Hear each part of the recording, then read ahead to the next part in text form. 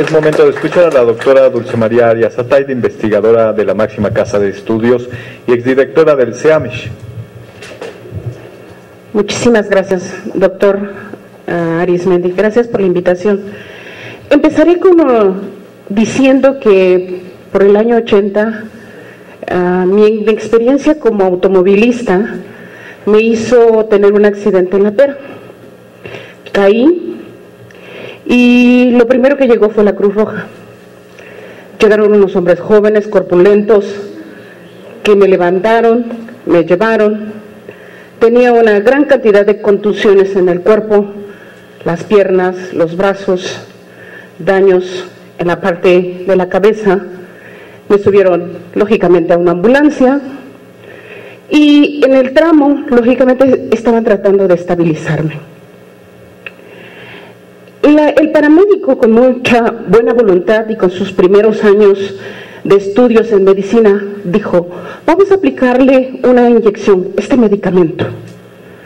Y yo le dije: espere un momento, tengo una afección cardíaca, ¿usted sabe si eso puede tener efectos secundarios? Y me dijo: no lo sé, pero tengo la buena voluntad de ayudarla, señora. Y yo le dije: un momento, quiero ver a mi médico y espero a llegar viva al hospital. Al llegar al hospital, lógicamente, mi médico, un especialista, traumatólogo muy importante, muy bien conocido en Morelos y en el país, me atendió inmediatamente, y cuando el paramédico le preguntó que si me pudo haber aplicado un medicamento, le dijo: no, le hubieras causado un paro cardíaco.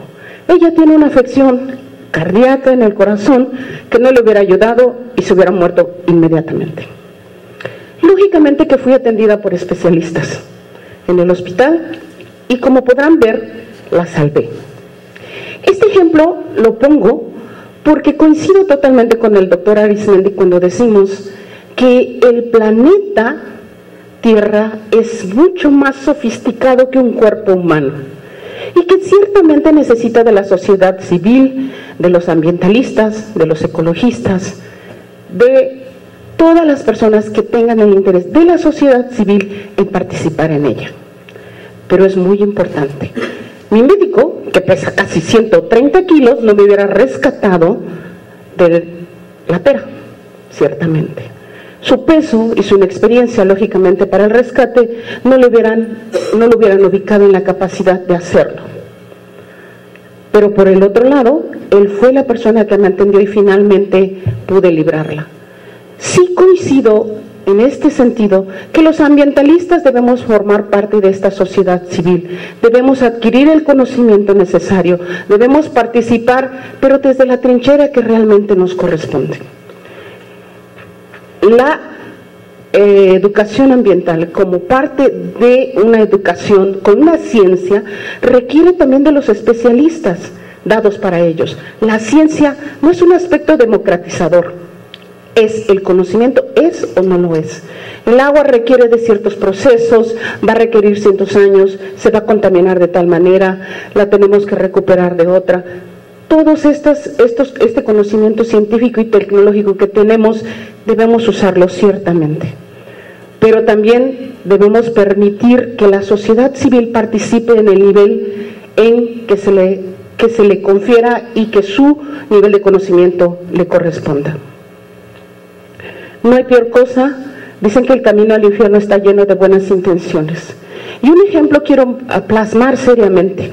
Los aspectos de la reforestación que hemos tenido en este país y desgraciadamente en muchos países, ahora se están dando cuenta que han dañado grandemente al ambiente por la introducción de especies exóticas.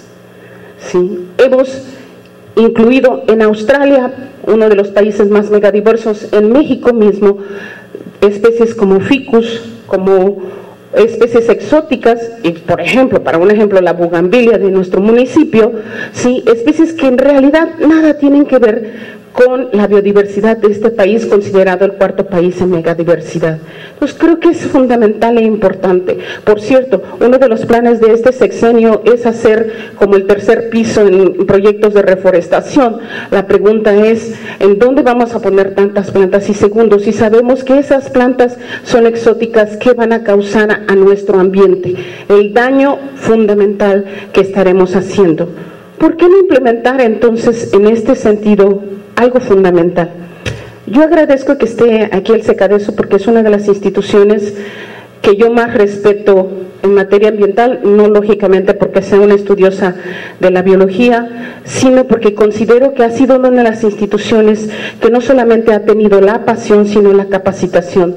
Alrededor del año 2000, el doctor González Gaudiano habló de transversalizar la educación ambiental desde la Secretaría de Educación Pública, y es apenas que empezamos a discutir este asunto.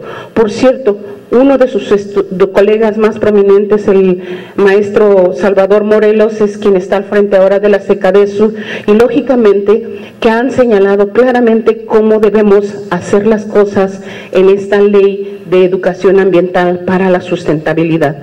De tal manera que yo voy a señalar algunos aspectos básicos que debe considerar esta ley. Esta ley debe firmemente hablar de que debe existir el personal especializado, ¿sí?, la capacitación del personal para poder lograr que en el nivel básico nuestros maestros, que además, déjeme decirle, es cierto, maestro Miranda, 18 años, yo he acompañado ese proceso en el IEBEM todo este tiempo, y desafortunadamente no hemos logrado más que consolidar a un grupo muy importante, pero pequeño aún, para la capacitación de los maestros del nivel de educación básica. Este programa debe tener recursos económicos para poder capacitar a todos nuestros maestros y lograr transversalizar la educación ambiental. Si no tenemos recursos económicos, si no institucionalizamos este proyecto, yo creo que las leyes van a significar letra muerta. Por el otro lado, creo fundamentalmente importante que haya un trabajo institucional fundamentado desde la ley. Les voy a decir por qué. En estos 20 años que ya llevo trabajando sobre educación ambiental, lo que he visto son demasiados egos chocando unos con otros, ¿sí? Y voy a recordar una frase del doctor González Gaudiano en este momento, que decía, hace unos pocos años cuando discutíamos nuestros programas de educación ambiental en Sierra de Huautla, decía, yo ya estoy cansado de ser un grano de arena, quiero ser una tormenta. Y yo le preguntaba, doctor, pero los granos de arena formamos parte de una tormenta. No, Dulce, me dijo, los granos de arena, si no ejercen, si no funcionan en una sinergia, todos ellos no van a devastar ningún lugar.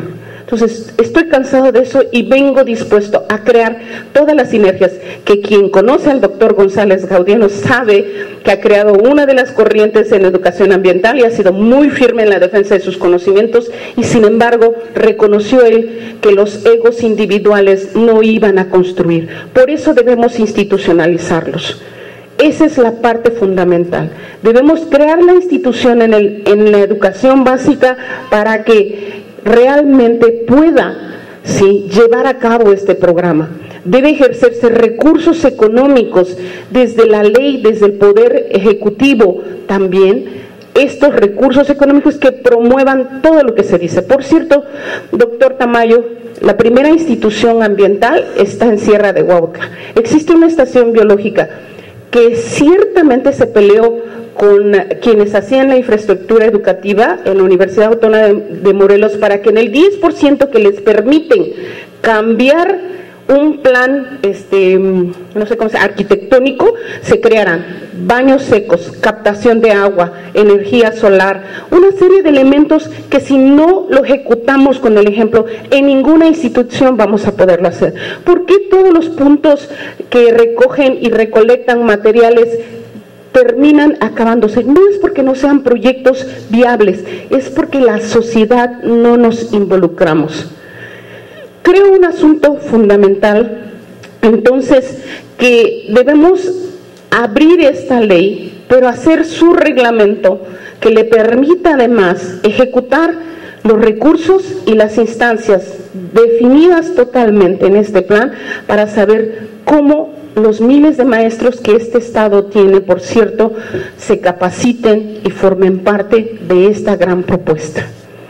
Quiero terminar diciéndoles que La parte fundamental de nuestro Estado es que hay una gran cantidad de instituciones, tanto en materia de tecnología como el INTA, tanto en materia educativa como la UNAM, la UAM y otras instituciones que pueden participar de manera conjunta para crear este gran proyecto que necesitamos, no solamente clara en la parte de la educación básica, sino también en el nivel preparatorio, que yo estoy espantada. Realmente no existe un programa de ninguna manera en el nivel bachillerato que nos vincule. A lo mejor en el nivel universitario, si tenemos alguna especialidad, podríamos tenerlo, pero en el nivel bachillerato han quedado los programas aislados, a excepción de algunas escuelas particulares en el Estado.